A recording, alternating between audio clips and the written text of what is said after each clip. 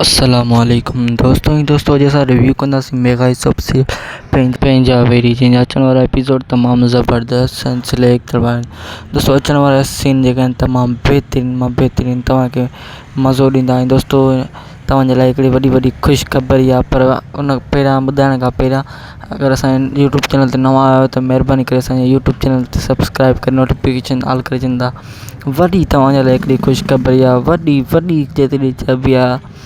तव्हांजो पसंदीदार जेको आहे सो एक्टर उहो ड्रामे में अची चुको आहे, पर मां हाली फ़िलहाल उनजो तव्हांखे नालो न ॿुधाईंदुसि छो पंहिंजा वेरी में उनजी एंट्री थी चुकी आहे। ऐं मां भला तव्हांखे एतिरो ॿुधाए सघां थो त हू पहिरियां ड्रामे में हुयो, उनखे ख़बर न आहे पोइ हली काॾे वियो हली इहा ख़बर न आहे।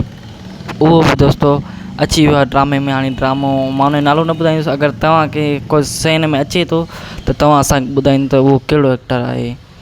पर दोस्तों हाणे जेको आहे सो ड्रामो अञा वधंदो ॾिसिजो दोस्तों। कोमल खे ऐं जाकिर ख़ान खे मुंहिंजे ख़्याल में त अकबर ख़ान मारे छॾींदो। ॾिसिजो कोमल खे जाकिर ख़ान खे ॿिन्हिनि खे अकबर ख़ान मारे छॾींदो। ऐं ड्रामे में तमामु सुठा सीन ॾिसण वटां मिलंदा। ड्रामो हिकिड़ो बहितरीनु मोड़ ते पहुची चुको आहे, तमामु घणो ड्रामे में मज़ो थियो आहे।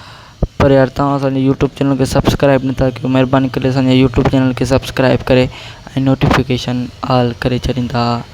ऐं दोस्तों अगरि तव्हांखे हुन एक्टर जो नालो ख़बर आहे त कमेंट सेक्शन जे ज़रिए ज़रूरु ॿुधाईंदा। अगरि तव्हां हिन जेको आहे सो वीडियो ते 20 कमेंट कया त पोइ मां मथी वीडियो में उन एक्टर जो नालो ॿुधाईंदुसि। अल्लाह हाफ़िज़।